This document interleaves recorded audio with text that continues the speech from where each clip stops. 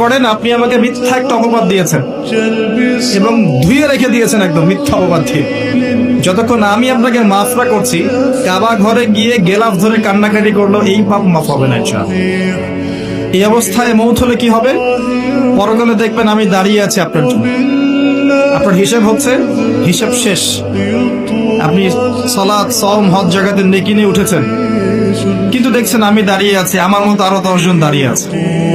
ওই 10 জনকে আপনি গালি দিয়েছিলেন, অপবাদ দিয়েছিলেন, তাদের গীবত করেছিলেন, তাদের সম্পদ বা সম্মানের হানি করেছিলেন। এখন কিয়ামতের মাঠে আপনার নেকি দিয়ে এই ঋণ শোধ করতে হবে, অন্য কোনো অপশন নাই। আর যদি নেকি শেষ হয়ে যায় তখন কি হবে? তখন আমার আমলনামা থেকে কিছু গোনা আপনাকে নিতে হবে। আল্লাহ পাক ন্যায় বিচারক। আল্লাহ পাক শুধু গফুর রহিম নন, আল্লাহ পাক শুধু পরম করুণাময় অসীম দয়ালুই নন, বরং তিনি হচ্ছেন ন্যায় বিচারক। ন্যায় বিচারক।